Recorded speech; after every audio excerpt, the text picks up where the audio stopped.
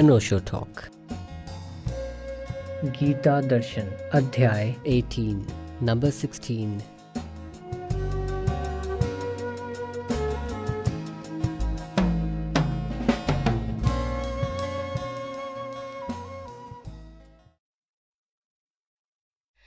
यदहङ्कारमाश्रित्य न योत्स्य इति मन्यसे मिथ्यैष व्यवस्या यस्ते प्रकृतिस्त्वां नियुक्ष्यति स्वभावजेन कौन्तेय निबद्धस्वेन कर्मणा कर्तुं नेच्छसि यन्मोहात् करिष्यस्य वशोऽपि तत् ईश्वरः सर्वभूतानां हृदये अर्जुन तिष्ठति भ्रामयन् सर्वभूतानि यन्त्रारूढानि मायया तमेव शरणं गच्छ सर्वभावेन भारत तत्प्रसादात् परां शान्तिं स्थानं प्राप्यसि शाश्वतम् इति ते ज्ञानमाख्यातं गुह्यात् गुह्यतरं मया विमृशैतदशेषेण यथेच्छसि तथा कुरु।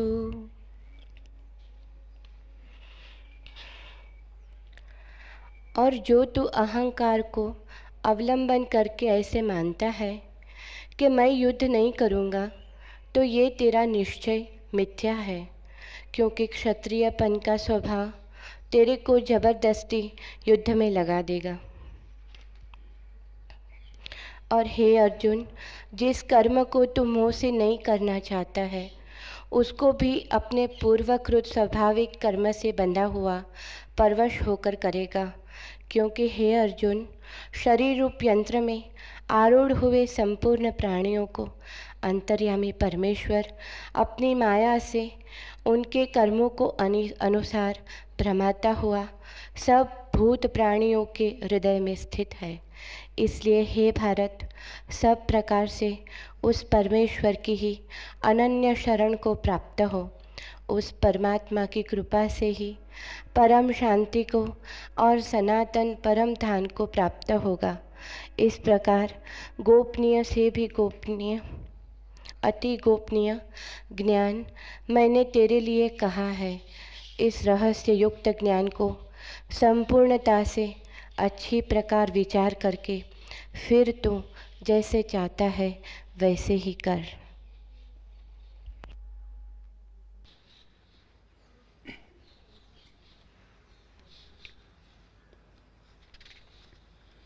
पहले कुछ प्रश्न।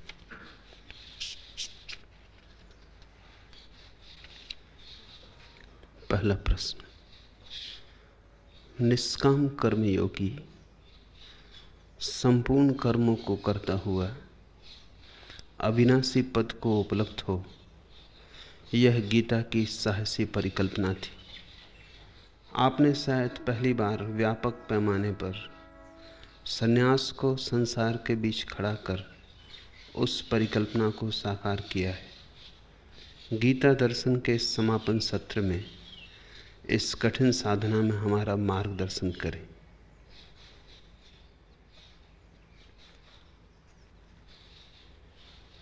निश्चय ही गीता की परिकल्पना जितनी महत है उतनी ही दुस्साहसपूर्ण भी। संसार आसान है संन्यास के बिना, संन्यास भी आसान है संसार के बिना। दोनों को अलग रखें, गणित सीधा साफ है, लेकिन अलग अलग दोनों ही अधूरे। सन्यासी जो संसार को छोड़कर सन्यासी है, पंगु है, लंगड़ा है, आधा है। यदि कुछ छोड़ना पड़े तो परिपूर्ण परमात्मा स्वीकार नहीं हुआ। यदि कुछ छोड़ना पड़े तो समर्पण पूरा नहीं हुआ। यदि कुछ छोड़ना पड़े तो कुछ छोड़ने योग्य था। परमात्मा पूरा का पूरा ही वर्णीय न था। अस्तित्व समग्र का समग्र ही स्वीकार न था। इस बात की घोषणा है। जो संसार को छोड़ता है वो परमात्मा को भी पूरा स्वीकार नहीं करता। उसने अपने विचार को परमात्मा के ऊपर रखा। उसने अपनी चिंतना को परमात्मा से भी श्रेयस्कर समझा। वो निर्णय कैसे लेता है संसार को छोड़ने का? परमात्मा ने अब तक संसार छोड़ा नहीं। छोड़ दे संसार तिरोहित हो जाए। परमात्मा बनाए ही जाता है। महात्मा कहे जाते हैं संसार व्यर्थ है, असार है। परमात्मा संसार बनाए ही चला जाता है।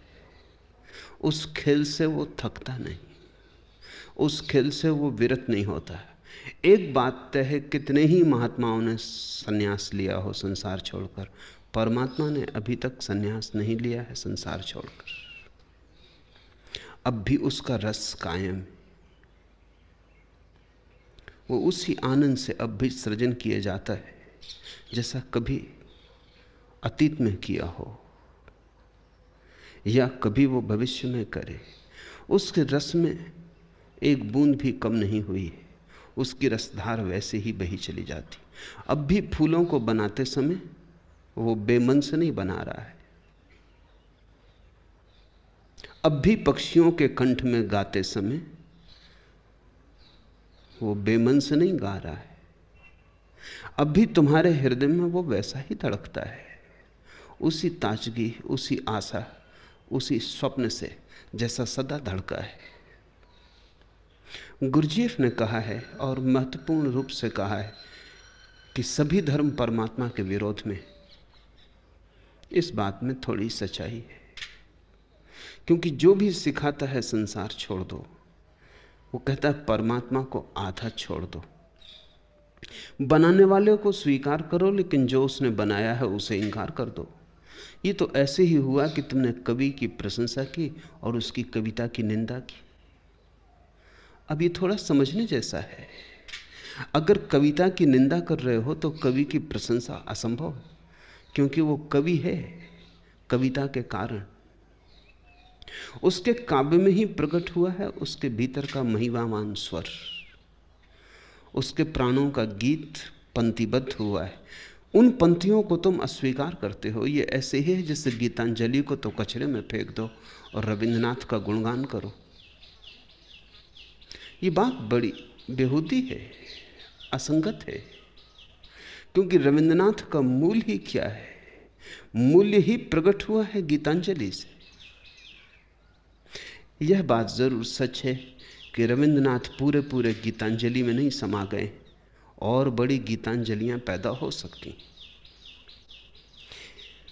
लेकिन गीतांजलि में भी उन्हीं के हाथ हैं, उन्हीं के हस्ताक्षर हैं। परमात्मा संसार से विराट है, बड़ा है। स्वभावतः कवि सदा बड़ा होगा अपनी कविता से, क्योंकि कविता तो उसकी अनंत संभावनाओं में से एक है। अनंत कविताएं पैदा हो सकती हैं। किसी कविता पर उसका काव्य धर्म चुक नहीं जाता है। वस्तुतः हर कविता के द्वारा उसका काव्य धर्म और निखरता है। झरना और बहता है, पत्थर और हट जाते हैं द्वार से। जिस जैसे काव्य में कवि उतरता है वैसे वैसे उसकी कविता ज्यादा गरिमापूर्ण, गर्भवती होने लगती। तो कोई कवि कविता पर चुक नहीं जाता, लेकिन कोई कवि अगर तुम उसकी कविता को ही अस्वीकार कर दो तो सार्थक भी नहीं रह जाता। मूर्ति को तो इनकार कर दो, मूर्तिकार को स्वीकार करो। तुमने बड़ी तरकीब से मूर्तिकार को अस्वीकार कर दिया। दोस्तोवस्की का एक पात्र उसकी बड़ी अनूठी पुस्तक ब्रदर्स कर्माजोव में परमात्मा से कहता है कि तू तो मुझे स्वीकार है, तेरा संसार नहीं। लेकिन ये स्वीकृति कैसी है? फिर परमात्मा क्यों स्वीकार है अगर उसका संसार स्वीकार नहीं? संसार के अतिरिक्त तुमने परमात्मा की छवि कहां देखी? संसार के अतिरिक्त तुमने उसके पदचरण कहां सुने हैं, कहां देखे हैं? संसार के अतिरिक्त अगर संसार बिल्कुल ही खो जाए, क्या तुम्हें परमात्मा की परिकल्पना भी पैदा हो सकती? संसार में ही तो तुमने उसका आभास पाया है, उसकी छाया देखी, उसका प्रतिबिंब पकड़ा है। संसार ही तो दर्पण बना है जिसमें तुमने पहली बार उसे पहचाना है। धुंधला सही, साफ नहीं, लेकिन उसके अतिरिक्त तो कोई पहचान ही नहीं। और जब भी कोई कहता है तू तो मुझे स्वीकार, तेरा संसार नहीं, तब वो बड़ी चालबाजी कर रहा है। हो सकता है उसे स्वयं भी पता ना हो कि वो क्या कह रहा है।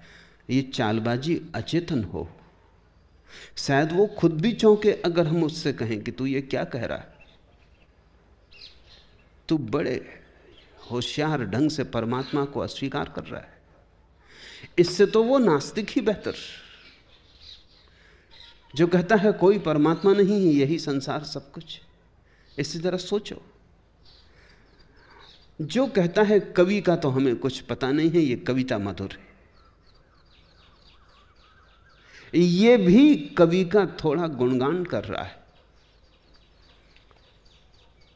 उस आस्तिक से तो बेहतर है जो कहता है तेरा संसार अस्वीकार, तू स्वीकार है। तब तो तुम परमात्मा के ऊपर अपने को रखते हो। तुम निर्णायक हो, तुम न्यायाधीश हो, तुम निर्णय लेते हो क्या ठीक है क्या गलत है, और तुम परमात्मा को प्रमाण पत्र देते हो कि तू ठीक है, तेरे संसार में कुछ ठीक दिखाई पड़ता नहीं। बहुत आसान है संसार को छोड़कर भाग जाना।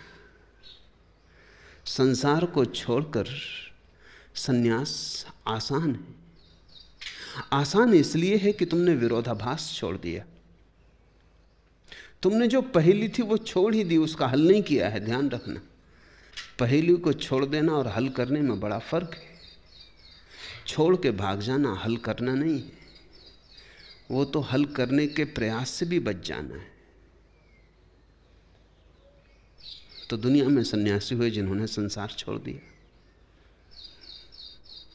उनके जीवन में एक तरह की सरलता आ जाएगी। मेरे मन में उस सरलता की बहुत प्रशंसा नहीं, क्योंकि वो सरलता अनुभव पकी नहीं। वह सरलता संसार की भट्टी से गुजरी नहीं। वह सरलता छोटे बच्चे की भांति हो सकती है, लेकिन संत की भांति नहीं।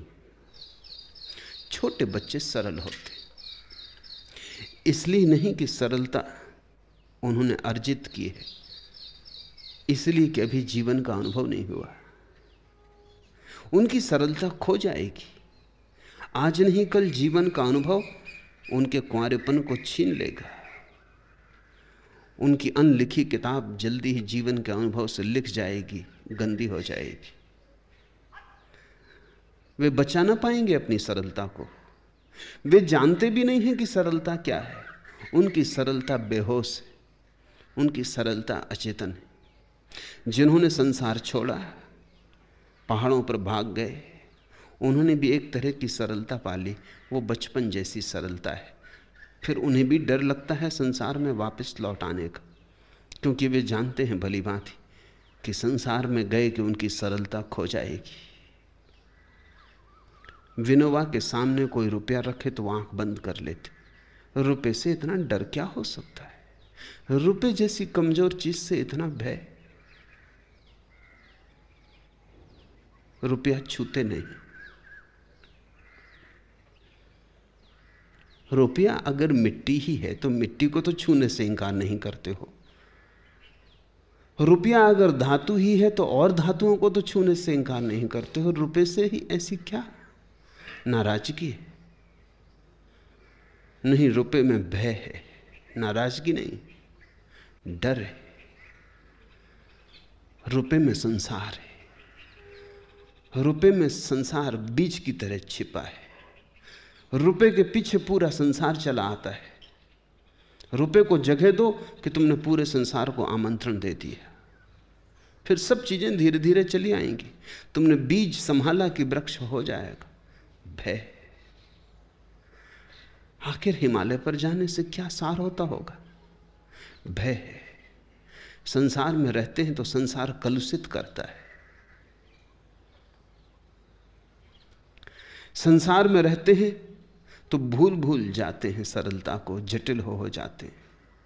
बेईमानी, धोखा, प्रवंचना सब पकड़ लेते। अगर बेईमानी, धोखा और प्रवंचना पकड़ लेते हैं, इस कारण कोई भाग गया है, तो वो इनसे मुक्त नहीं हुआ है। जब भी लौटेगा फिर पकड़ा जाएगा। इस जन्म में भाग जाओगे, फिर गर्भ बनेगा, फिर संसार में आओगे। इससे कुछ सार नहीं है। जीवन की समस्या का समाधान खोजना है और पलायन समाधान नहीं है। सरल है, इससे समाधान मत समझ लेना। सरल होने से कोई चीज श्रेयस्कर नहीं हो जाती। यद्यपि जब परम समाधान फलित होता है तब भी एक सरलता बरसती, लेकिन वो सरलता बड़ी और है, उसका गुण और, उसका सौंदर्य और, उसका आनंद और फर्क क्या है? फर्क यही है कि वो अनुभव कसी है। उसको ही कृष्ण दृढ़ वैराग्य कहते हैं। वो अनुभव पका है, वो कच्चा फल नहीं है जो तोड़ लिया गया हो। वो पका फल है जो अपने से गिर जाता है। उसने सब ले लिया जो वृक्ष से लेना था, पा लिया जो पाना था। अब वो राजी है, तैयार है। अब गिर जाने को प्रतिपल तैयार है। हवा का जरा सा झोंका या झोंका न भी हो तो भी गिरेगा। संसार से पककर जो संन्यास आविर्भूत होता है वो पका फल है, वो दृढ़ वैराग्य है। कठिन लगेगा क्योंकि कठिनाई से गुजरना होगा, पर ध्यान रखना जीवन में कुछ भी मुफ्त नहीं मिलता। हर चीज के लिए चुकाना पड़ता है, और वास्तविक संन्यास पाना हो तो बड़ी कठिनाइयों से गुजरना पड़ता है। भागना कोई कठिनाई है, वो कायर की जीवन दृष्टि है। उससे कुछ भी हल नहीं होता, वो शुतुरमुर्ग का तर्क है। शुतुरमुर्ग देखता है कोई हमला करने आ रहा है, सिर रेत में गड़ा के खड़ा हो जाता। दुश्मन दिखाई नहीं पड़ता, शुतुरमुर्ग प्रसन्न हो जाता है कि झंझट मिटी। न दिखेगा न है। तुम भाग जाओगे जंगल में, संसार रहेगा, मिट नहीं गया। बीज में रहेगा, तुम्हारे भीतर रहेगा, तुम्हारी वासना में रहेगा, तुम्हारी आकांक्षा में रहेगा, तुम्हारे भय में रहेगा। तुम कैसे दूर दूर भागते रहोगे? कब तक भागते रहोगे? तुम्हें वापस बार बार लौट आना पड़ेगा। और तुम्हारे मन में भी संसार के ही विचार चलेंगे, संसार की ही हवाएं बहेंगी। तुम उनसे ही जूझोगे, उनसे ही लड़ोगे। तुमने संतों की जीवन कथाएं पढ़ी हैं जो संसार को भाग गए हैं छोड़कर, तो उनकी कल्पना में संसार कैसे हमले करता है। ईसाई महात्माओं के जीवन है तो शैतान हजार तरह के हमले करता है। वो शैतान कोई भी नहीं, वो तुम्हारे ही विचार वासनाएं हैं जो अधूरी रह गई, विकृत हो गई हैं, विकराल हो गई, पक नहीं पाई हैं, घाव बन गई, उनका ही हमला होता है। बुद्ध की जीवन कथा है कि बुद्ध जब ध्यान के लिए बैठते हैं तब मार कामदेव सताता है। वो आता है हजार रूपों में, डिगाता है। कोई कामदेव कहीं है नहीं। अगर कहीं कामना अधूरी रह गई है तो ही सताएगी। जो अधूरा रह गया वही दुख स्वप्न बन जाता है। जो पक गया उसमें से तो सोना निकल आता है, जो अधूरा रह गया वो घाव हो जाता है। वो रिश्ता है, उसमें मवाद बनती है, उसमें पीड़ा पलती है। पर सरल दिखता है पलायन, हमेशा सरल दिखता है पलायन। घर में पत्नी बीमार पड़ी है, इलाज करना है, दवा लानी है, तुम भाग गए सिनेमा में बैठ गए, 3 घंटे के लिए भूल गए सही। बच्चा मर रहा है, इलाज करना है, चिकित्सा करनी, तुम मंदिर चले गए, घड़ी भर भजन कीर्तन में अपने को डुबा लिया, भूल गए। पर इससे कुछ हल नहीं होता। बच्चा मर रहा है, पत्नी बीमार पड़ी, घर में भूख, भाग भाग के तुम कहां जाओगे? यही भगोड़ा तो शराब खाने पहुंच जाता है, शराब पी लेता है। जीवन में समस्याएं हैं, शराब पी के बैठ जाता है। अगर तुम ठीक से समझो तो भागने वाले सन्यासी का ढंग और शराबी का ढंग एक ही है, अलग अलग नहीं। वो दोनों ये कह रहे हैं कि किसी तरह भाग जाना। सन्यासी भौगोलिक रूप से भागता है, शराबी मानसिक रूप से भागता है, लेकिन दोनों भाग रहे हैं। जीवन की स्थिति घबराने वाली है, वो दिखाई ना पड़े, आंख बंद हो जाए। सूरदास की कथा है, मैं नहीं जानता कहाँ तक सही है। सही हो तो सूरदास बिल्कुल बेकार हो जाते हैं, सही ना हो तो ही कुछ सार है। कथा है कि आंखें फोड़ ली, क्योंकि आंखों से सुंदर स्त्रियां दिखाई पड़ती। सुंदर स्त्रियां दिखाई पड़ती हैं तो वासना उठती है, वासना उठती तो मन विकारग्रस्त होता है, मन विकारग्रस्त होता है तो परमात्मा का स्मरण नहीं हो पाता। आंख फोड़ ली, क्या तुम सोचते हो आंख फोड़ लेने से वासना चली गई होगी? और भी प्रगाढ़ हो गई होगी। आंख बंद करके देख लो, आंख बंद करने से वासना चली जाएगी तो आंख फोड़ने से कैसे चली जाएगी? वासना आंख के कारण थोड़ी पैदा होती है, वासना के कारण आंख पैदा होती है। वासना गहरी है, आंख से ज्यादा गहरी है। आंख तोड़ दो, हाथ काट दो, इससे कुछ फर्क ना पड़ेगा। कान बहरे कर लो, इससे कुछ फर्क ना पड़ेगा। सब इंद्रियों को जला डालो, लेकिन तुम जब तक हो सारी वासना रहेगी। वासना तुम में है, इंद्रियां तो उपकरण है जो तुम्हारी भीतर की वासना ने निर्मित किए। अपने को पूरा करने के लिए उसने उपकरण बनाए। उपकरणों को तोड़ने से क्या होगा? फिर तुम नए उपकरण बना लोगे। इसलिए तो हर जन्म में बार बार तुम उपकरण बनाते हो। तो सरल भला दिखाई पड़े, भगोड़ा सन्यास सन्यास ही नहीं। अगर कभी भागे हुए लोगों में से भी कुछ लोग उपलब्ध हो गए हैं तो तुम इससे ये मत समझ लेना कि वो भागने के कारण उपलब्ध हो गए, वो भागने के बावजूद उपलब्ध हो गए। मेरा मतलब ठीक से समझ लेना, क्योंकि बुद्ध और महावीर भी भागे, फिर भी वे उपलब्ध हो गए हैं, इसमें कोई शक नहीं। लेकिन भागने के कारण उपलब्ध नहीं हो गए, भागने के बावजूद उपलब्ध हो गए। ऐसा समझो कि तुम यहां चल के आए हो और एक दूसरा आदमी सड़क पर लौटता हुआ आया है। वो लौटने के कारण यहां तक नहीं आ गया है, लौटने के बावजूद आ गया है।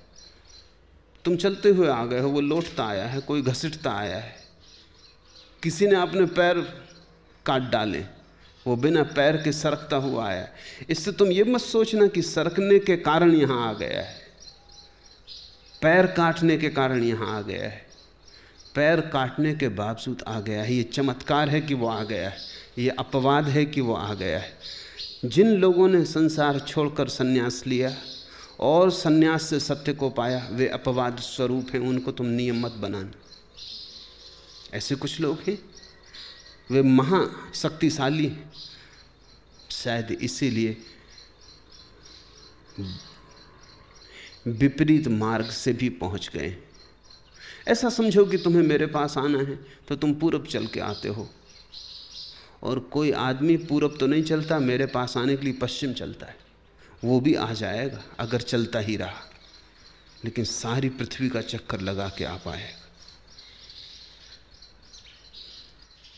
इससे तुम ये मत समझना कि पश्चिम चलना मार्ग है यहां आने का। पूरब चल के 10 कदम में जो घटना घट जाती थी, पश्चिम चल के हजारों मील में घटेगी।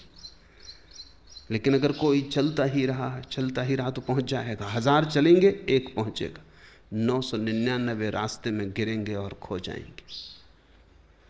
इसलिए तो महावीर और बुद्ध के पीछे हजारों लोग चले, लेकिन बहुत कम लोग पहुंच पाए।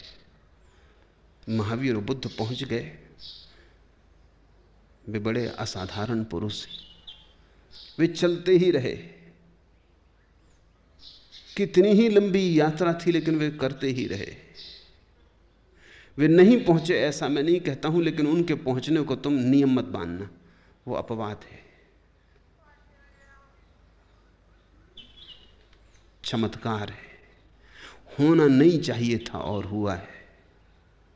उससे गणित नहीं बनता, उससे सामान्य यात्री के लिए सूत्र नहीं मिलते। भागना सरल दिखाई पड़ता है, ऐसे बहुत कठिन है वो भी, क्योंकि भागने की वजह से पहुंचना बहुत मुश्किल हो जाता है। वो ऊपर से सरल दिखाई पड़ता है। दिखावे के धोखे में मत पड़ना। समस्या को हल ही करना उचित है। कितनी ही कठिनाई लगे हल करने में, हल कर लेना ही उचित है, क्योंकि उस हल करने के माध्यम से ही तुम बढ़ोगे, विकसित होगे, तुम्हारी जीवन संपदा खुलेगी, तुम अपनी ही अंतरात्मा के मालिक बनोगे। भागना ऊपर से सरल दिखाई पड़े, पीछे बहुत कठिनाइयों में ले जाएगा और पहुंचना असंभव हो जाएगा। तो एक तो सरल बात दिखाई पड़ती है, संन्यास ले लो, छोड़ दो संसार। और अक्सर गलत लोग ही छोड़ते हैं, जो यहां हार जाते, उदास हो जाते, जिनकी अपेक्षाएं पूरी नहीं होती, जो बड़ी महत्वाकांक्षा से भरे थे और महत्वाकांक्षा पराजित हो जाती, टूट जाती है, जो खंडहर की भांति हो जाते हैं, वो भाग जाते। वो संसार को छोड़ते हैं ऐसा नहीं है। उन्होंने जो चाहा था वो संसार में नहीं पाया। भागते, चाह को नई तरफ लगाते। जो उन्होंने संसार में पाना चाहा था, अब वो ईश्वर में पाना चाहते, मोक्ष में पाना चाहते। उनका मोक्ष भी संसार का ही फैलाव है, क्योंकि वे कच्चे। मोक्ष तो पकी हुई चेतना को हो सकता है, कच्ची चेतना तो वही मांगती रहेगी जो वो संसार में मांग रही थी। इसलिए इन्हीं तरह के लोगों ने स्वर्ग की कल्पना की, जहां संसार में जो नहीं मिला उस सब सुख का आयोजन कर लिया है। यहाँ सुंदर स्त्रियां नहीं मिली तो स्वर्ग में अप्सराएं बना ली। यहाँ शराब नहीं पी पाए तो स्वर्ग में शराब के चश्मे बहा लिए। जो यहाँ नहीं मिला वो स्वर्ग में बना लिया। स्वर्ग इसी तरह के असफल लोगों की कामना है। स्वर्ग कहीं है नहीं, वो हारे हुए मनों का स्वप्न है। और इन्हीं लोगों ने नरक की कल्पना की दूसरों के लिए, जो जीत गए, जिनसे ये हार गए। तुम पद की दौड़ में थे और दिल्ली नहीं पहुंच पाए, दूसरा पहुंच गया, तो अपने लिए तुम स्वर्ग बना लोगे, क्योंकि तुमने संसार त्याग कर दिया। और जो दिल्ली पहुंच गया इसके लिए तुम नरक में डालोगे, क्योंकि संसार की सफलता नरक में ले जाती। ऐसी तुम धारणा करोगे, तुम अपने से विपरीत को नरक में डाल दोगे, आग में जलाओगे, तेल के कड़ाहों में भूनोगे, तलोगे, और अपने को स्वर्ग में रखोगे। अप्सराएं नाचेंगी चारों तरफ। ये घाव भरा मन है, ये कच्चा फल है। जो वस्तुतः संसार से पक के जाते हैं उनके लिए स्वर्ग और नरक दोनों नहीं है। उनके लिए दो और चीजें हैं, संसार और मोक्ष।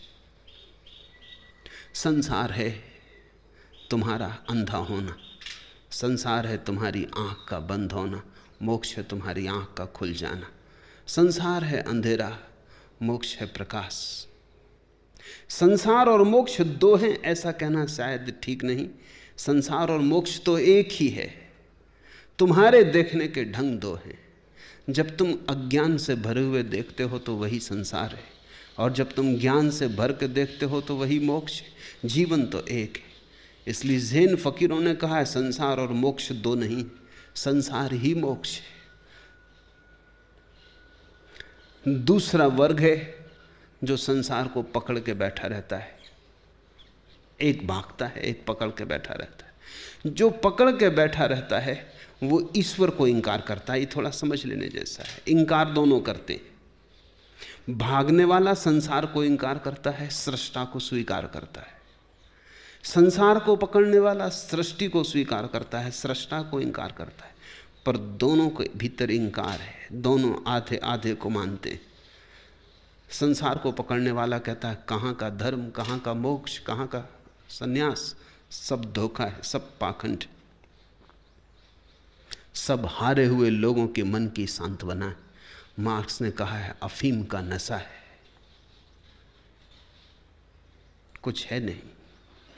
हारे थके लोगों को अपने आप को भुला लेने का उपाय है शराब है, अफीम है, नशा है। कोई परमात्मा नहीं। जो संसार को पकड़ना चाहता है वो कहता है कोई परमात्मा नहीं। उसे परमात्मा से डर लगता है, क्योंकि अगर परमात्मा है तो संसार को ठीक से पकड़ ना पाएगा। अगर परमात्मा है तो संसार काफी नहीं है, ये बात बेचैनी पैदा करेगी। अगर परमात्मा है तो संसार से ऊपर उठना है, तो यात्रा जारी रखनी पड़ेगी। तो फिर अभी मंजिल नहीं आ गई। जिसको संसार पकड़ना है वो परमात्मा से भयभीत है, जिसको परमात्मा पकड़ना है वो संसार से भयभीत है। लेकिन दोनों भयातुर हैं। संसार पकड़ना भी आसान मालूम पड़ता है, आसान है नहीं। तुम सभी जानते हो, संसार में हो, जानते हो कितना ऊपर से आसान दिखता है, भीतर कितना कठिन। हमने धोखा दिया है ऊपर से आसान बना लेने का। किसी की शादी होती, बैंड बाजे बजाते हैं, फूल गीत गान ऐसा ढंग देते हैं जैसे कि स्वर्ग का द्वार खुल रहा है, खुलता नरक का द्वार है। लेकिन एक बार शादी हो गई किसी की, लोग आशीर्वाद दे के विदा हो गए। जो आशीर्वाद दे के विदा हो जाते हैं वो भी भली भांति जानते हैं, क्योंकि ये दुखद घटना उनके साथ भी घट चुकी, लेकिन फिर भी चेहरे से मुस्कुरा रहे हैं, आशीर्वाद दे रहे हैं। और हमारी कहानियां हैं जो कहती हैं युवक युवती की शादी हो गई, फिर वो दोनों सुख से रहने लगे, यहीं खत्म हो जाती। फिल्में हैं जो यहीं पर्दा गिर जाता है, नाटक यहीं समाप्त हो जाते, क्योंकि इसके बाद जो असली चीज़ शुरू होती वो दिखाने योग्य नहीं है, वो बहुत दुखपूर्ण है। उसको बताना क्या, उसको तुम जिंदगी में ही देख लोगे, जिंदगी ही उसे बहुत दिखा देगी। तो कहानी को तो हम मधुर रखते, बस सहनाई बजती है, फूल माला डरती है और पर्दा गिर जाता है, और फिर हम कहते हैं वो दोनों सुख से रहने लगे। उसके बाद ही असली दुख शुरू होता है। उसके पहले शायद थोड़ा बहुत सुख रहा हो, कम से कम आशा में तो रहा ही होगा, कल्पना में रहा होगा, स्वप्न में रहा होगा, फिर सब स्वप्न बिखर जाते। और ऐसा ही ढंग पूरे जीवन का है। कोई धनी हो जाता है तो हम कहते हैं कि कैसा सौभाग्यशाली है, शुभ कामनाएं करते हैं। और हम कभी धनी के मन से नहीं पूछते कि तेरे भीतर कैसे नरक खुल रहे हैं, तू कैसी पीड़ा में पड़ गया है, न वो भोजन कर सकता है क्योंकि धन कमाने में भूख मर गई। धन इतना कमा लिया कि भोजन करने की सुविधा ही न रही जीवन में। धन इतना कमा लिया, उसकी दौड़ धूप में इतने व्यस्त हो गए कि शरीर की कौन फिक्र करे, कौन भोजन करे ठीक से, कौन ठीक से सोए। सदा सोचा कि जब धन कमा लेंगे, करोड़पति हो जाएंगे, तब ठीक से सोएंगे बिस्तर लगा के, चादर तान कर। लेकिन इस बीच सोना ही भूल गया। धन तो हाथ में आ गया लेकिन नींद नहीं आती, धन तो हाथ में आ गया लेकिन भूख नहीं लगती, धन तो हाथ में आ गया लेकिन अब इसका क्या करें, क्योंकि जीवन की सारी शैली विकृत हो गई। धनी से पूछो उसका दुख, न वो सो सकता है, न वो ठीक से भोजन कर सकता है, न वो ठीक से हंस सकता है, न रो सकता है। तुम उसके कारागृह को समझ ही नहीं पाते। तुम शुभकामनाएं लेके जाते हो, तुम कहते हो धन्य भाग, किए होंगे पिछले जन्म में पुण्य कर्म, उनका फल भोग रहे, वो इसी जन्मों के पाप कर्मों का फल भोग रहा है। तुम बता रहे हो कि पिछले जन्म में पुण्य कर्म किए होंगे, उसका फल भोग रहे, लेकिन वो भी ऊपर से चेहरा बनाता है। क्या सार है अपने भीतर के घाव खोलने से? ऊपर मुस्कुराता है, भीतर कांटे बढ़ते चले जाते हैं, ऊपर झूठे फूल लगाए चला जाता है। राजनीतिज्ञ से पूछो, सफल हो जाता है, पद पे पहुंच जाता है। हिटलर से पूछो, मुसोलिनी से पूछो, क्या पाया है? सिवाय पीड़ा के कुछ भी नहीं पाया, सिवाय विक्षिप्तता के कुछ भी नहीं पाया। जीवन एक महानरक हो गया, एक बड़ा दुख स्वप्न जिसका कोई अंत आता नहीं मालूम होता,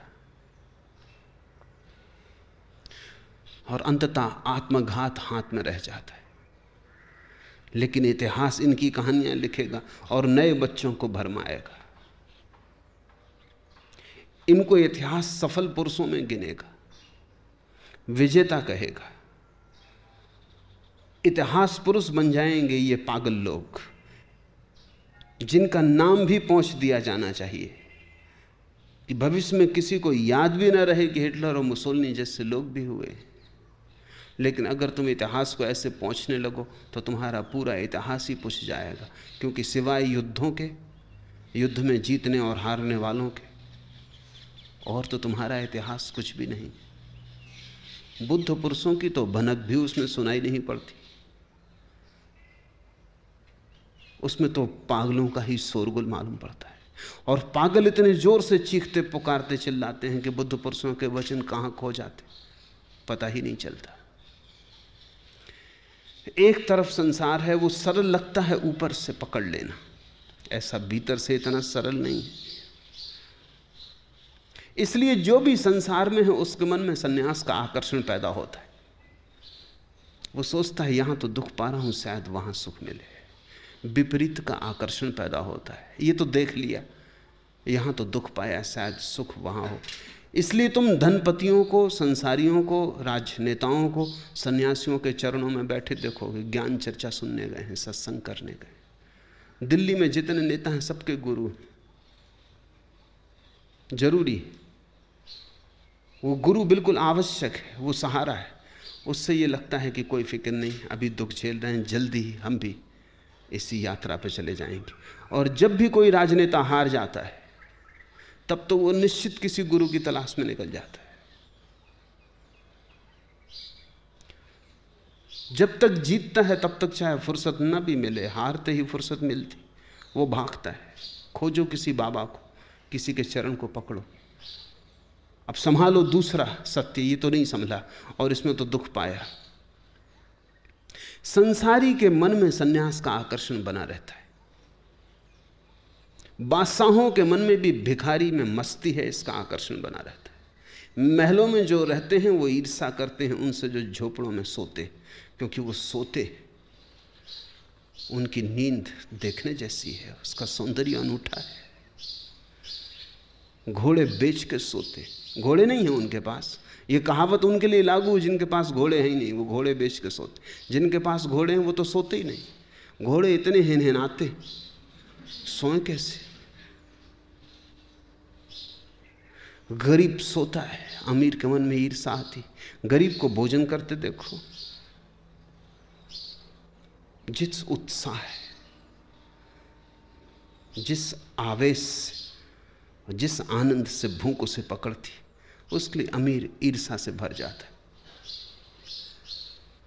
1000 चिकित्साएं करवाता है, उपवास करता है, प्राकृतिक चिकित्सकों तक के चक्कर में पड़ जाता है कि किसी तरह भूख लगा है। भूख नहीं लगती, भूख मर गई। ईर्ष्या से देखता है भिखमंगे को जिसके हाथ में रूखी रोटी है, लेकिन जिसका पेट अभी जवान है और जिसके प्राण अभी पचाते। स्वाभाविक है कि विपरीत का आकर्षण बना रहे। भिकमंगा बड़ी आशा और आकांक्षा से देखता है महलों की तरफ, जरूर वहां सुख बरस रहा होगा। महलों में रहने वाले लोग भिकमंगे की तरफ देखते, इसकी ताजगी, इसके चलने की रौनक, इसकी मस्ती। कमाली 2-4 रोटी दिन में, बस बात खत्म हो गई, संसार समाप्त हुआ। फिर ये सन्यासी, फिर ये बैठ के अपनी ढपली पे गीत गाता है, ये रात देर तक नाचता रहता है, कल जैसे है ही नहीं। क्या फिक्र, कल फिर मांग लेंगे, कल फिर भीख मिल जाएगी। भिक्षा पात्र काफी संपदा है, उसको ही सिर के नीचे तकिया बना के रात सो जाता है। ईर्षा लगती है। तो जो संसार को पकड़े हुए है वो सन्यास के लिए हमेशा ईर्षातुर रहेगा, उसके मन में सन्यासी की आकांक्षा रहेगी।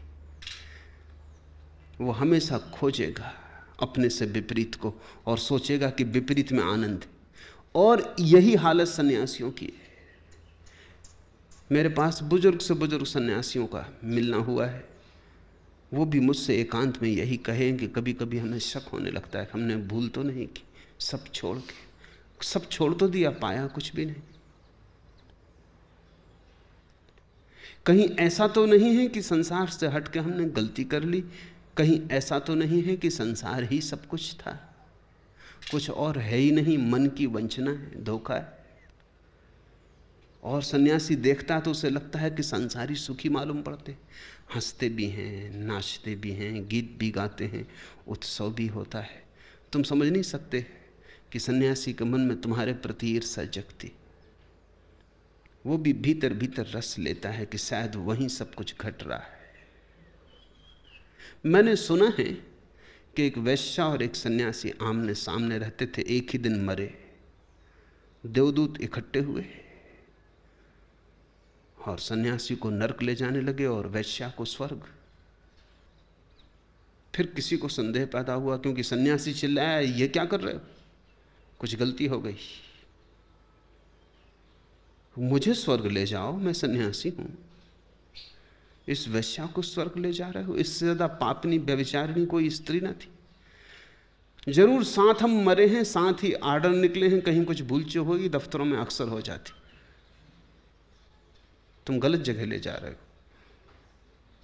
यात्रा रोक दी गई, देवदूत भागे। उनको भी शक हुआ कि हो सकता है गलती तो दिखती है। लौट के आए, कहा कि कोई गलती नहीं है। हमने पूछा तो पता चला कि सन्यासी ऊपर ऊपर सन्यासी था और भीतर उसके मन में ऐसा ही होता था निरंतर। जब वो परमात्मा की पूजा भी करता था सुबह अपने मंदिर में, तो घंटी तो परमात्मा की प्रार्थना में बजती थी, उसके हृदय की घंटी वैश्या के घर ही बजती रहती थी। पूजा करता था, प्रार्थना करता था, लेकिन रस उसका वैश्या में लगा था। रात राम राम जपता था, लेकिन मन में यही भाव होता था कि वैश्या के घर जो लोग इकट्ठे हैं, आनंद ले रहे होंगे, वहां गीत होता, नाच होता, वो जरूर आनंदित हो रहे हैं। मैं यहाँ दुख में मरा व्यर्थ ही राम राम जप रहा हूँ। मैंने अपने हाथ ये रेगिस्तान चुन लिया। राम राम जपो और रेगिस्तान में रहो। कोई मरुद्धान भी पता नहीं चलता, न कहीं राम मिलते हैं। वैश्या मजा लूट रही है। वैश्या के घर से उठते हुए आनंद के, हंसी के झोंके और ईर्षा भर जाती। और वैश्या थी जो कि निरंतर जब भी मंदिर की घंटी बजती, सन्यासी की पूजा प्रार्थना का सुर उठता, उसके राम राम का नाद गूंजता, तो रोती कि मैंने जीवन ऐसे ही गंवा दिया। काश मैं भी किसी मंदिर में प्रविष्ट हो जाती। मैं शरीर में ही रही, मैंने कभी आत्मा की खोज न की। धन्य भागी है ये सन्यासी। ऐसे जो सन्यासी था वो वैश्या के घर में रहा मन से, ऐसे जो वैश्या थी वो सन्यासी के मंदिर में रही मन से। इसलिए उन्होंने कहा कि भूल चूक नहीं हुई, हम पता लगा के आ गए। उन्होंने कहा कि ठीक ही है, वैश्या को स्वर्ग आना है, क्योंकि जहां तुम मन से हो वहीं तुम हो। शरीर से होना भी कोई होना है। शरीर मंदिर में हो सकता है, अगर मन वहां नहीं, उसको क्या मंदिर कहते हो? मंदिर तो वही है जहां मन हो, इसलिए तो हमने उसे मंदिर कहा है। अगर मन ही वहां नहीं है तो लाश पड़ी है, उस लाश के होने से कुछ भी ना होगा। सन्यासी अगर अधूरा भाग जाए तो संसार खींचता है, आकर्षण कायम रहता है, रहना ही चाहिए, ये नियम है, सीधी बात है। संसारी अगर भय के कारण परमात्मा को इनकार कर दे, भय के कारण कह दे कोई धर्म नहीं, कोई मोक्ष नहीं, कोई आत्मा नहीं, तो ऐसा अपने को ज्यादा देर समझा ना पाएगा। जल्दी ही ये तर्क जो ऊपर ऊपर से थोपे हैं हटने लगेंगे, गिरने लगेंगे। जीवन इन्हें धक्के देगा, डमाडोल करेगा, और मन में एक गहन आकांक्षा संन्यास की पैदा होगी। ये दो तरह के लोग तो दुनिया में सदा से रहे। कृष्ण ने एक तीसरे आदमी की कल्पना की, वो जो संसार में है और सन्यासी है, जो सन्यासी है और संसार में, जो परमात्मा को सृष्टा के रूप में भी स्वीकार करता है, सृष्टि के रूप में भी, जो परमात्मा को अस्वीकार ही नहीं करता, जो कहता है तुम जिस रूप में आओ मैं राजी हूं। तुम पत्नी के रूप में आए हो, भले आए, स्वागत है। तुम बेटे के रूप में आए हो, भले आए, स्वागत है। तुम ग्राहक के रूप में आए हो, नमस्कार है। तुम जिस रूप में भी आए हो स्वीकार हो, तुम मुझे धोखा ना दे सकोगे। तुम विपरीत रूप में भी आओ तो भी मैं तुम्हें पहचान लूंगा। एक ज़ैन फकीर को मारा गया, जब हत्यारे ने उसको छुरा भोंका तो उसने झुक के नमस्कार किया, और मरते हुए शरीर, कपते हुए हाथ से उसने उस हत्यारे के पैर छुए। हत्यारा घबरा गया, उसने कहा तुम ये क्या करते हो? उस फकीर ने कहा तू बीच में मत पड़, तेरा कुछ लेना देना नहीं, तेरे हम पैर छूते भी नहीं। ये तो मैं उससे कह रहा हूं कि तू किसी भी रूप में आ, तू मुझे धोखा ना दे सकेगा, मैं तुझे पहचान ही लूंगा। ये तो मेरे उसके बीच बात है, तू परेशान ना हो, तुझे जो करना है तू कर। लेकिन आखिरी वक्त भी मेरी सांस यही कहते हुए समाप्त हो कि तू जिस रूप में भी आया मैंने तुझे चाहा। मैंने कोई रूप की शर्त ना लगाई थी, मैंने तुझ पे कोई नियम ना बांधे थे कि ऐसे तू आएगा तो ही मैं राजी होऊंगा। तू जैसे भी आएगा हम तुझे देख ही लेंगे, क्योंकि तेरे सिवाय और कुछ भी नहीं। संसार मोक्ष है, सृष्टि सृष्टा है। कृष्ण का ये महासूत्र है। कृष्ण का ये सूत्र फलित नहीं हुआ, होना तो चाहिए था, क्योंकि बिल्कुल ही ठीक है, लेकिन बिल्कुल ठीक फलित नहीं हो पाता क्योंकि हम बहुत गलत हैं, हमसे उसका मेल नहीं बैठता। मैं जो प्रयास कर रहा हूं वो कृष्ण के सूत्र को ही फलित करने का प्रयास है। मेरे पास लोग आते हैं, वो कहते हैं आप ये क्या कर रहे हैं, आप सन्यास को भ्रष्ट किए दे रहे हैं, गृहस्थों को सन्यासी बना रहे हैं। और किसको बनाऊं? गृहस्थी होते हैं दुनिया में, जिनको तुम सन्यासी बनाते हो वो भी गृहस्थों के बेटे बेटियां होते हैं।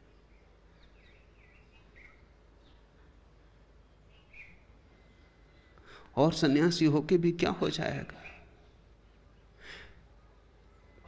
लेकिन पुरानी धारणा है, कहती सन्यासी का अर्थ है वो छोड़ के भाग जाए, दुकान पे ना बैठे, दफ्तर में ना पाया जाए।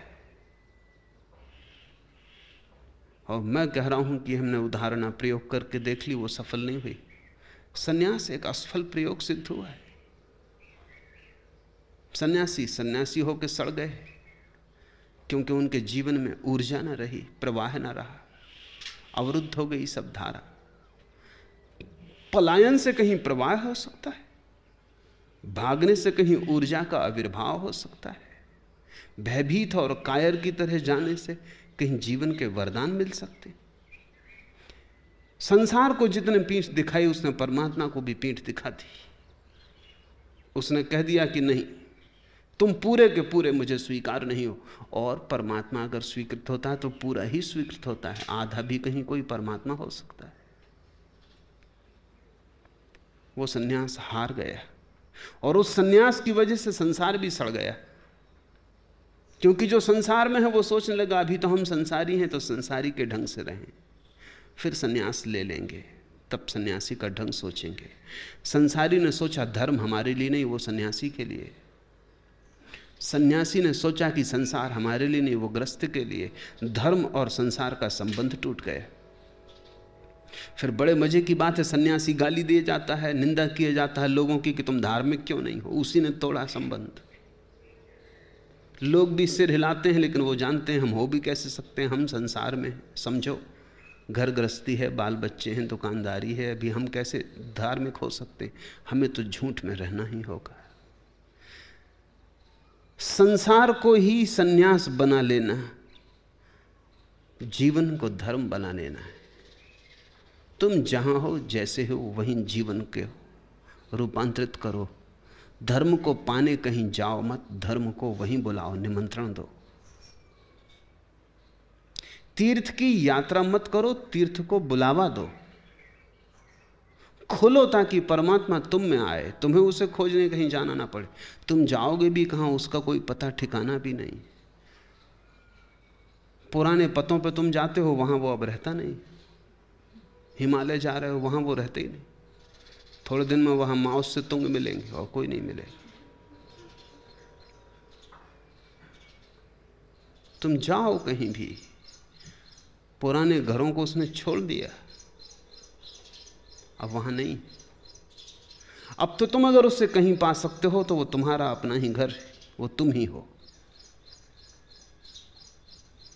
इसलिए बड़ी दुस्साहस की कल्पना है कृष्ण की कि घर मंदिर हो जाए, कर्म कर्म त्याग हो जाए, युद्ध भी धर्म युद्ध हो जाए, संघर्ष भी समर्पण बन जाए, कुछ त्यागना ना पड़े और त्याग फलित हो। बारीक है, सूक्ष्म है, नाजुक है, पूरी नहीं हो सकी लेकिन होनी चाहिए। इसलिए मैं तुम्हें सन्यास दे रहा हूं और तुमसे कहता नहीं कि तुम भागो, तुमसे कहता हूं टिके रहो।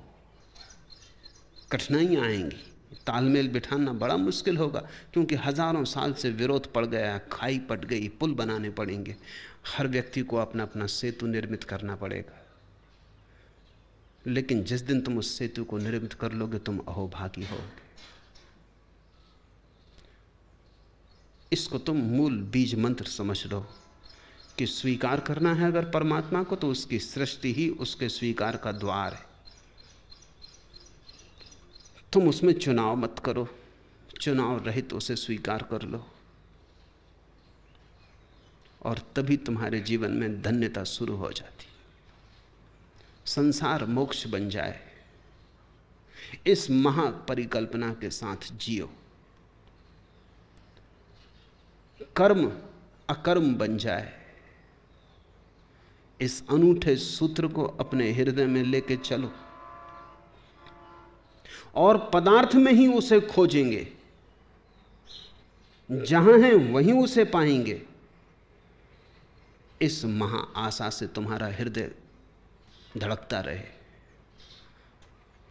तो दूर नहीं है, परमात्मा पास ही है। तुम जरा धड़के, तुम इस आशा से भरे कि मिलन हो जाएगा।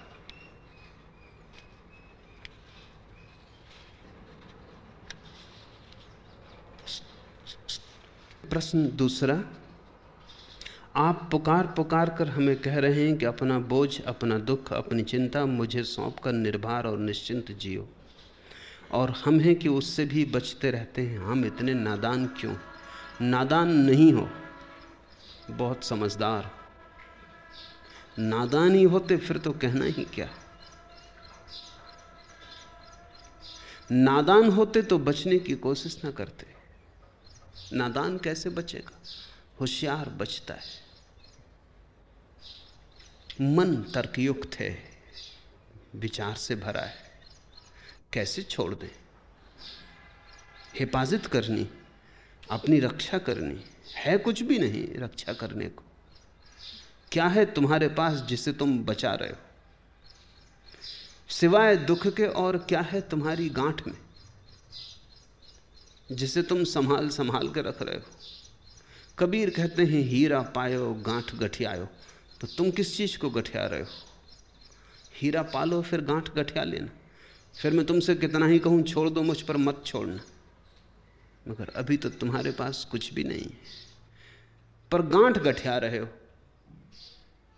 अगर दूसरों को धोखा देने के लिए गठिया रहे हो कि दूसरे समझें कि गांठ में कुछ है तो भी ठीक है, लेकिन धीरे धीरे दूसरों को धोखा देते देते खुद को धोखा हो जाता है कि जब गांठ को इतना गठिया रहे हैं जरूर कुछ होगा, भीतर हीरा होनी चाहिए, नहीं तो हम इतने नासमझ थोड़ी कि गांठ को गठियाते।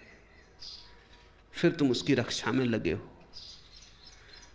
और जीवन ने तुम्हें तर्क सिखाया है, समाज ने तुम्हें विचार सिखाया है, अनुभव ने दूसरे पर भरोसा न करना इसकी तुम्हें शिक्षा दी है, क्योंकि कहीं धोखा हो जाए, कहीं कोई धोखा ना दे दे, कहीं कोई लूट ना ले। इसलिए जहां भी तुम सुनते हो ये स्वर समर्पण, वहीं तुम चौंक के तत्पर हो जाते हो कि खतरा है। नादान होते तो चौंकते ना, राजी हो जाते। होशियार हो, तुम्हारी होशियारी ही तुम्हारी नादानी, तुम्हारा अति समझदार होना ही तुम्हारी नासमझी है।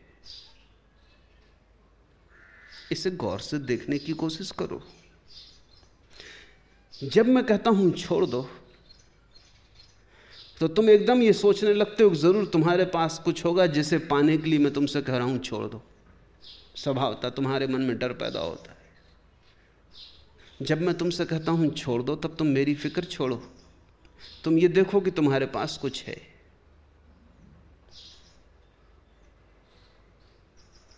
कुछ भी तो नहीं।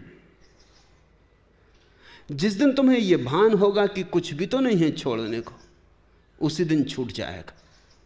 उस भान में ही गांठ खुल जाती, उस भान में ही तुम झुक जाते हो। कुछ भी तो नहीं है बचाने को, कोई लूट भी लेगा तो क्या है लुट जाने को।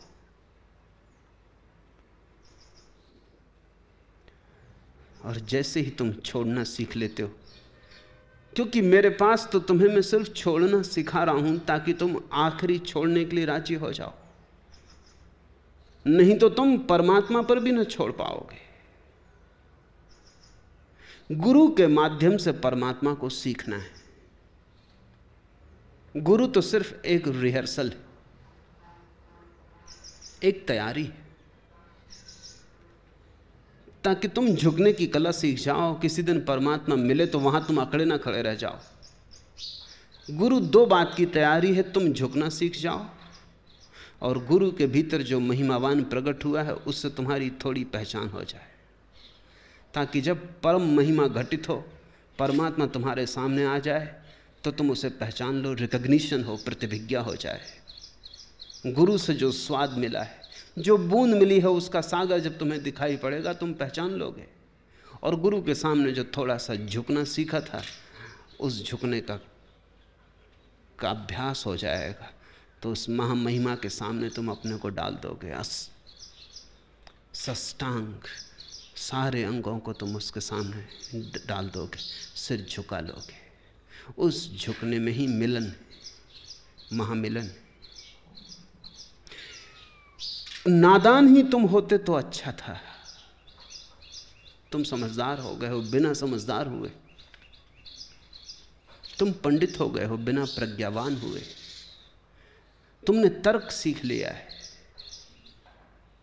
और तर्क नासमझ के हाथ में ऐसा ही जैसे छोटे बच्चे के हाथ में तलवार हो, वो खुद को ही काट लेगा, वो खुद के ही अंगों को नुकसान पहुंचा लेगा। तुम अपने तर्क से अपने को ही काट रहे हो, अपने को ही नुकसान पहुंचा रहे हो। इसे थोड़ा समझो और इसे थोड़ा पहचानो कि तुम क्या कर रहे हो, तुमने अब तक क्या किया है। तुमने जो भी किया है वो तुम्हें कहां ले गया है। तो अगर कोई नया स्वर तुम्हें सुनाई पड़ता है, प्रयोग करने जैसा है। मार्क्स ने कम्युनिस्ट मैनिफेस्टो में एक अनूठा वचन लिखा है, आखिरी वचन, कि दुनिया के मजदूरों एक हो जाओ तुम्हारे पास खोने को कुछ भी नहीं है सिवाय जंजीरों के। ये शायद मजदूरों के संबंध में सच ना भी हो, लेकिन हर आदमी के संबंध में, धर्म की यात्रा में सच। तुम्हारे पास खोने को कुछ भी नहीं सिवाय जंजीरों के, सिवाय दुख, पीड़ा और नरक के। लेकिन तुमसे मैं एक होने को नहीं कहता, क्योंकि एक होने की बात तो राजनीति की है, संघर्ष की है, युद्ध की। मैं तुमसे कहता हूं झुक जाओ। तुम्हारे पास खोने को कुछ भी नहीं है सिवाय जंजीरों के, पाने को सब कुछ, पाने को पूरा परमात्मा पड़ा है।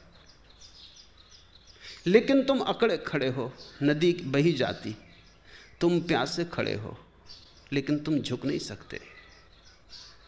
झुकना पड़ेगा, अंजुलि में जल भरना पड़ेगा, तभी तुम कंठ तक जल को ला सकोगे। कंठ और नदी की धार में ज्यादा फासला नहीं है, थोड़ा झुकना पड़ेगा। प्यास और परमात्मा बहुत पास है, सिर्फ झुकना दूर किए हुए। झुके कि पास हो गए, न झुके कि दूर रहे।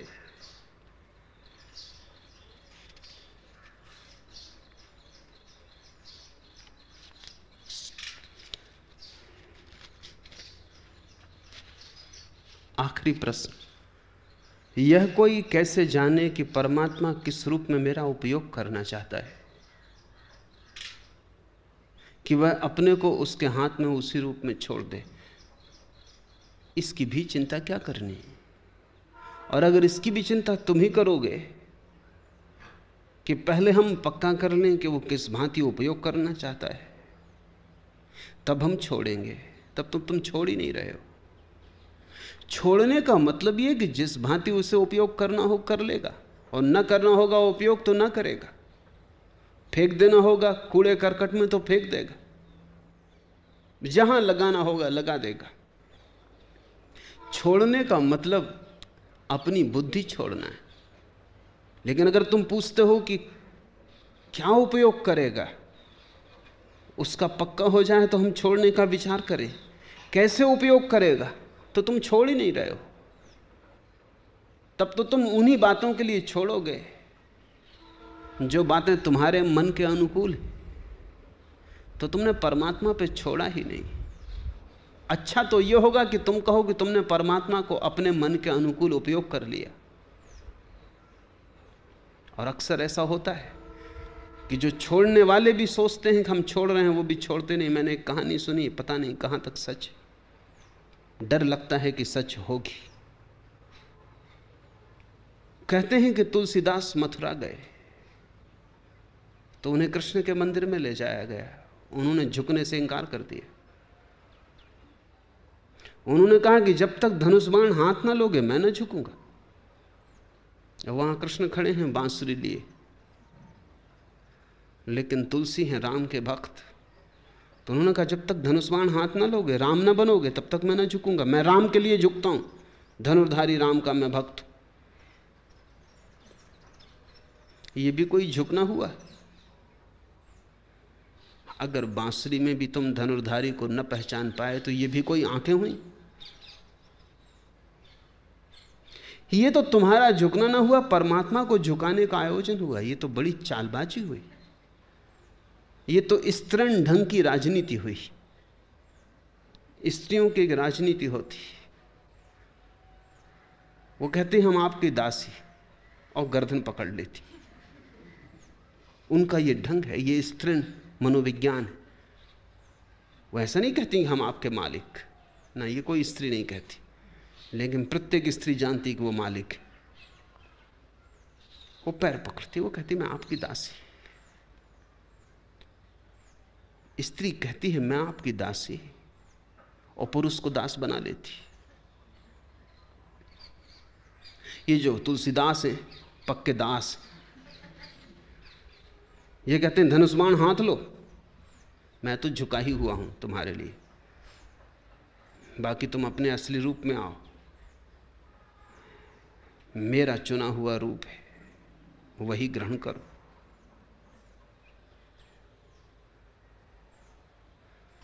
मैं नहीं जानता ये कहां तक सच है, लेकिन डर होता है कि सच होगा। क्योंकि तथाकथित धार्मिक लोग इस तरह की बातें करते हुए देखे गए। मैं एक यात्रा पर था और एक जैन महिला मेरे साथ थी। तो जब तक मंदिर में जाके नमस्कार न कराए तब तक भोजन न करे। एक दिन ऐसा हुआ कि उस गांव में कोई जैन मंदिर न था, तो वो भोजन न कर पाई। तो मैं भी परेशान हुआ। दूसरे गांव हम पहुंचे तो मैंने पहले ही गांव जाने के बाद पता लगा लिया कि वहां कोई जैन मंदिर है। वहां मंदिर था, पर मुझसे भूल हो गई। गए, मैंने उसको कहा कि अब तो बिल्कुल निश्चिंत हो के स्नान करके मंदिर हुआ। वो गई और वापस आ गई। उसने कहा कि वो तो श्वेतांबर जैन मंदिर है, वो दिगंबर जैन मंदिर चाहिए। अब दिगंबर और श्वेतांबर जैन मंदिर में एक ही महावीर की प्रतिमा है, जरा सा फर्क है। और फर्क ऐसा कि फर्क कहा नहीं जा सकता। श्वेतांबर महावीर की खुली आंख रखते हैं प्रतिमा में, और दिगंबर बंद आंख रखते हैं, बस इतना फर्क। और महावीर ने दोनों ही काम किए होंगे, कभी आंख बंद भी की होगी, कभी आंख खोली भी होगी। अगर आंख खोले ही रहे हों 24 घंटे तो पागल हो गए होते, आंख बंद ही रखी होती 24 घंटे तो भी पागलपन में चले जाते। वो श्वेतांबर महावीर 24 घंटे आंख खोले बैठे, उनका दिमाग खराब हो जाए। मगर ये महिला वहां ना झुक सकी, ये गई, इसने देखा, लौट आई। मैंने कहा तूने नमस्कार तो किया? उसने कहा कैसे करें, अपने महावीर हैं ही नहीं।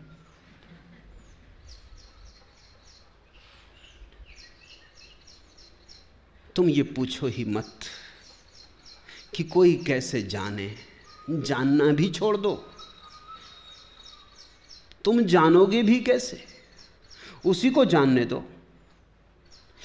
अंग जाने भी का कैसे, हिस्सा जानेगा भी कैसे, वो पूर्ण है, उसी को जानने दो।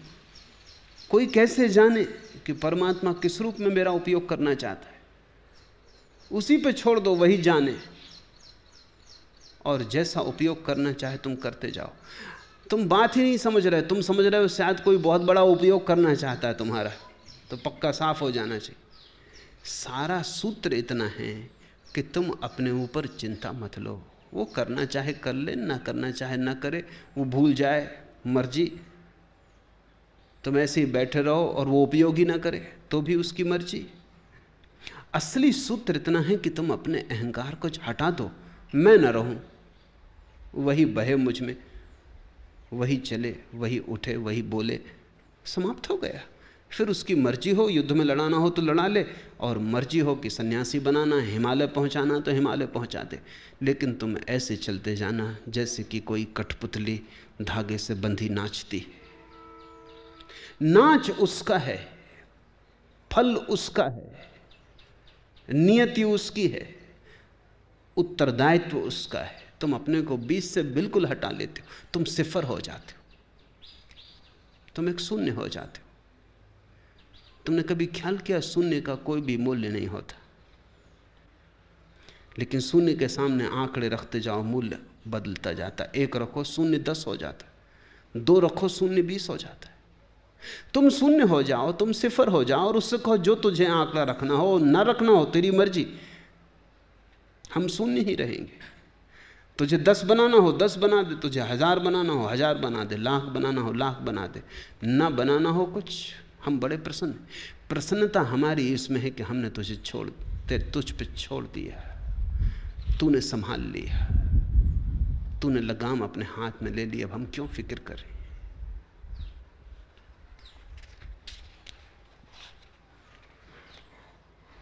अब सूत्र, और जो तू अहंकार को अवलंबन करके ऐसे मानता है कि मैं युद्ध नहीं करूंगा, तो अर्जुन यह तेरा निश्चय मिथ्या है। मनुष्य के सभी निश्चय मिथ्या हैं। तुम निश्चय कैसे करोगे? तुमने अपने जन्म का निश्चय नहीं किया, जीवन का निश्चय नहीं किया, तुमने अपनी मृत्यु का निश्चय नहीं किया। तुम हो अपने निश्चय से नहीं, तुम हो विराट की लीला के एक अंग, तुम हो उस सागर की एक उर्मी, एक लहर। तुम्हारे सभी निश्चय मिथ्या हैं।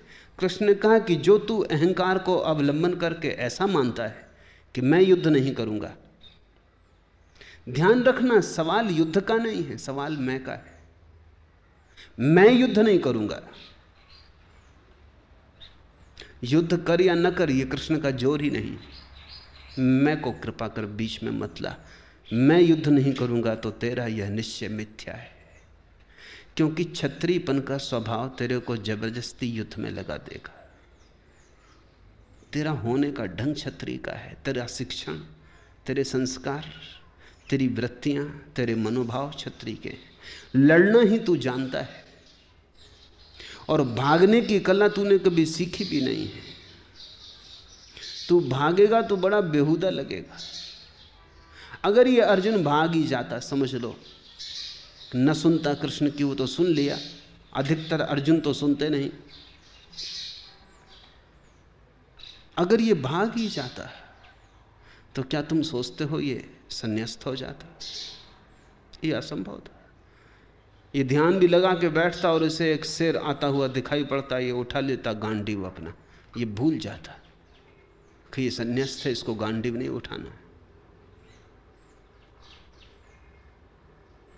ये बैठा होता, ध्यान करने में कोई चुनौती दे देता, कोई पास से निकल जाता, ये उबल पड़ता। कृष्ण ये कह रहे हैं तेरा सारा ढांचा युद्ध के लिए तैयार किया गया है, उसने तैयार किया है। तुझे गहन से गहन युद्ध की शिक्षा दी गई है। तेरा रोआ रोआ लड़ने में कुशल है। तू लड़ने के सिवाय कुछ जानता नहीं। अगर तू शांत भी होकर बैठेगा तो शांति के लिए युद्ध करेगा, लेकिन युद्ध करेगा।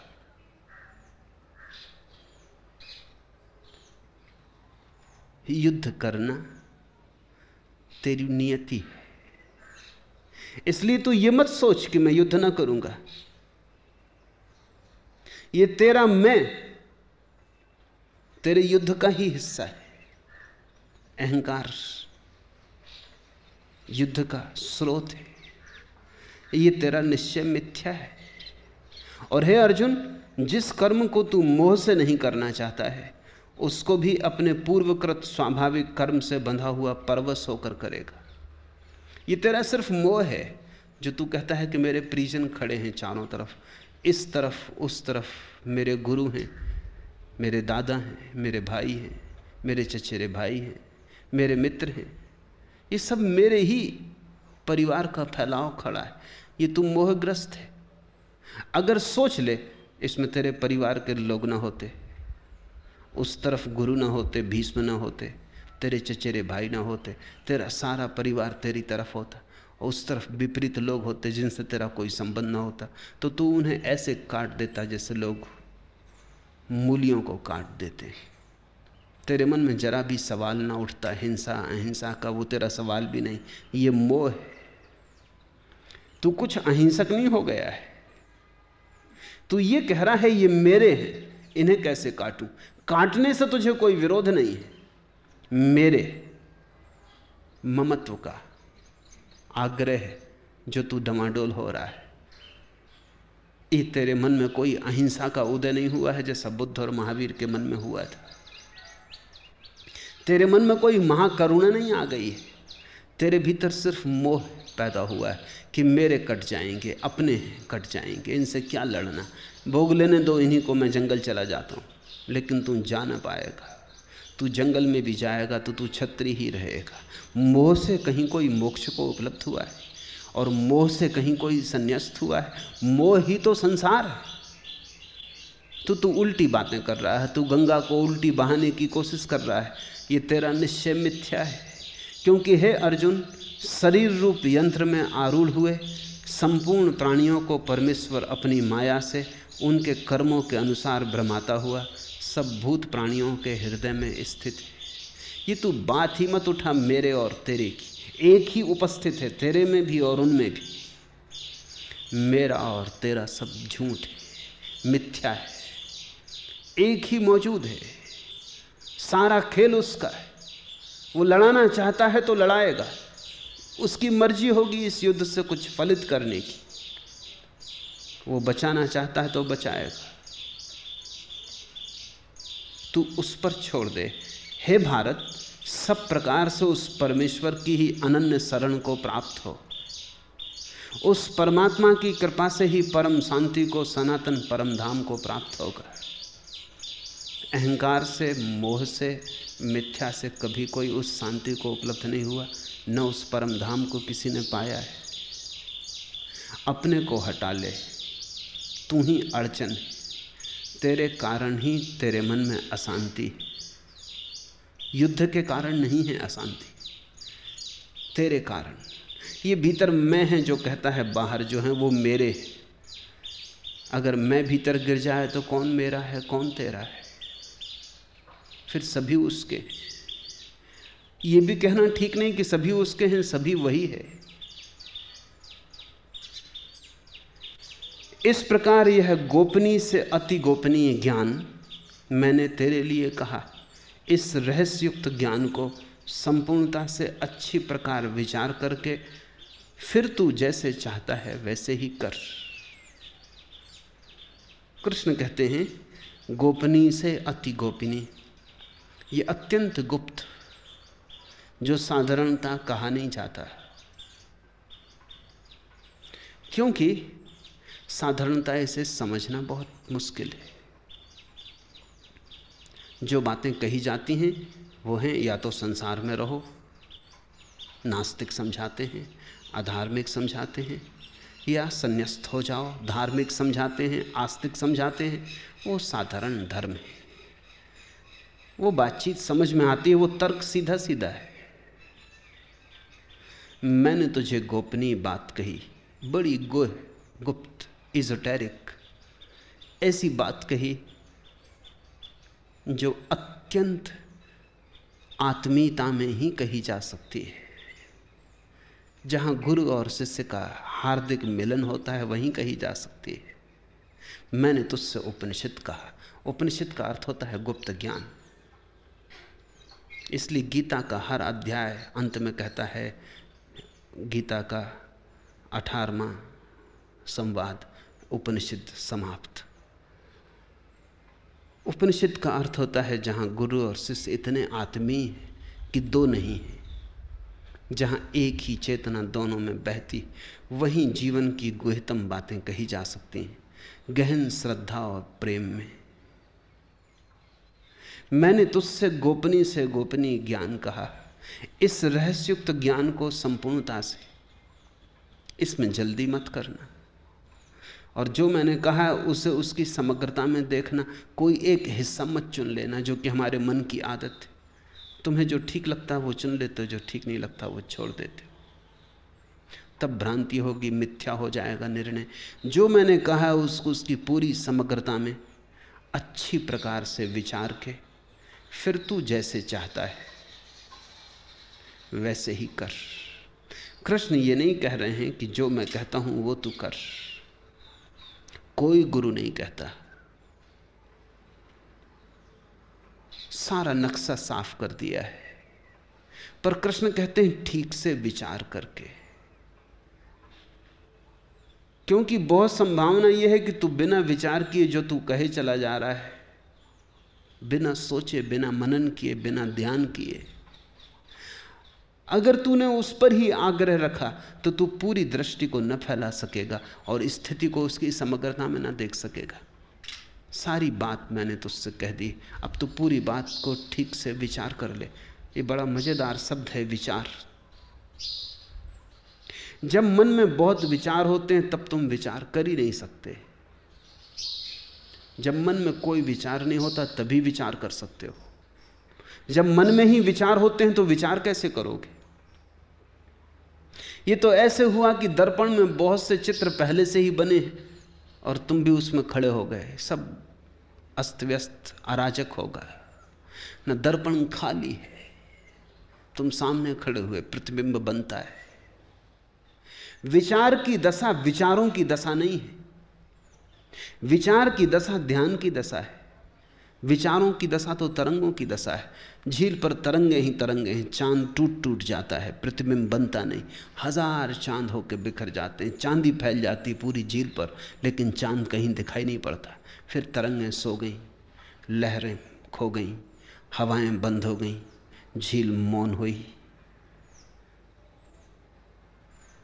चांदी सिकुड़ने लगी, चांद की खंड जुड़ने लगे, एक प्रतिबिंब रह गया, झील दर्पण बन गई। विचार तो तभी संभव है जब सारे विचार खो जाएं। ये बड़ी उल्टी बात लगेगी सुनकर, क्योंकि तुम सोचते हो बहुत विचार हो तभी विचार होता है। बहुत विचारों के कारण ही विचार नहीं होता। विचार की अवस्था विचारों की दशा नहीं है, विचार की अवस्था निर्विचार अवस्था है। तब अंतर्दृष्टि होती, तब दर्शन होता है, दिखाई पड़ता है। तो कृष्ण ने कहा कि सब मैंने तुझसे कह दिया, कुछ कहने से बचाया नहीं, मुट्ठी पूरी खोल दी है। जो नहीं कहा जाना चाहिए वो भी कहा है। क्यों ऐसा कृष्ण कहते हैं कि गुप्त है ये ज्ञान?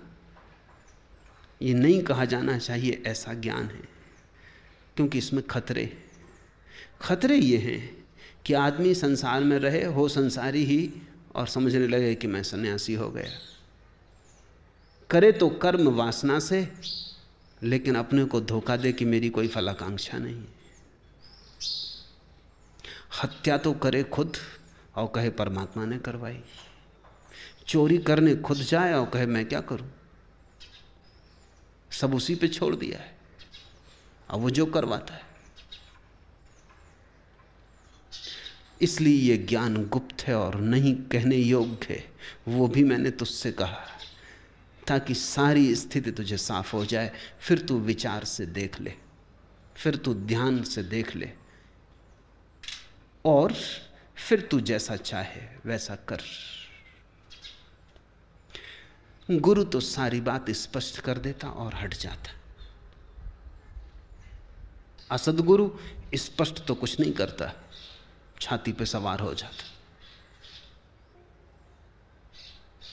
सदगुरु सारी बातें साफ कर देता, फिर हट जाता, फिर कोई सवाल ना रहा। अब तेरे पास आंख दे दी, देखने का ढंग दे दिया, अब तू देख ले, और उस देखने से, उस दृष्टि से ही जो तेरे भीतर आविर्भूत हो जाए उसके अनुसार चल। लोग सोचते हैं कृष्ण ने अर्जुन को युद्ध में उतरवा दिया, गलती बात है। लोग सोचते हैं कृष्ण ने समझा समझा के युद्ध में डलवा दिया, गलती बात है। कृष्ण ने तो सिर्फ स्थिति साफ कर दी, दोनों मुट्ठियां खुली खोल दी, कुछ छिपाया नहीं, और फिर अर्जुन को परिपूर्ण रूप से स्वतंत्र कर दिया कि अब तू निर्णय कर ले। अगर अर्जुन ये तय करता कि मैं युद्ध से जाता हूं तो भी कृष्ण प्रसन्न होते। अर्जुन ने अगर ये तय किया कि मैं युद्ध करता हूं तो भी कृष्ण प्रसन्न है। कृष्ण की प्रसन्नता इसमें है कि अर्जुन ने देखने की क्षमता पा ली, और जब अर्जुन ने गौर से देखा होगा तो पाया होगा अपने किए कुछ भी तो नहीं होता, कभी नहीं हुआ है। वो बड़ी से बड़ी भ्रांति है कि मेरे किए कुछ होता है, सब बिना किए हो रहा है, समग्र के किए हो रहा है। जैसा ये देखा होगा, ये दृष्टि उठी होगी, फिर अर्जुन ने कहा अब जो हो तेरी मर्जी। मर्जी युद्ध की थी, युद्ध हुआ। मर्जी युद्ध की ना होती, अर्जुन संन्यास्त हो जाता। लेकिन अर्जुन की मर्जी से नहीं हुआ, अर्जुन मुक्त है। अर्जुन ने उसकी मर्जी पे अपने को छोड़ दिया, यही उसका सन्यास है। सन्यास यानी परमात्मा के प्रति समर्पण। वो संसार में रखे तो संसार ही सन्यास, वो संसार से हटा दे तो हट जाना सन्यास। उसके साथ कोई ऐसे चलने लगे जैसे नदी में कोई बहने लगे, तैरे ना। किसी घाट पर पहुंचने की आकांक्षा न रही, जहां पहुंचा दे, न पहुंचा दे तो वही घाट, मझधार में डुबा दे तो वही मंजिल। समर्पण सन्यास है। आज इतना।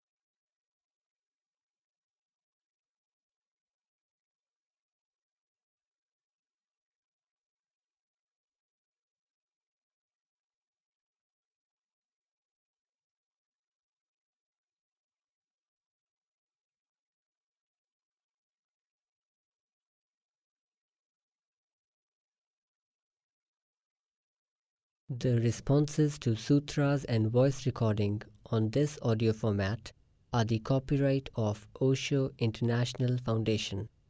Copyright dates 1953 through 2003. All rights reserved. Reproduction in any media is prohibited. सूत्रों पर दिए गए संबोधन और ऑडियो माध्यम में मुद्रित आवाज़ पर ओशो इंटरनेशनल फाउंडेशन के कॉपीराइट हैं। कॉपीराइट 1953 से 2003, सर्वाधिकार सुरक्षित। किसी भी माध्यम में रिप्रोडक्शन अर्थात पुनर्निर्माण निषिद्ध है।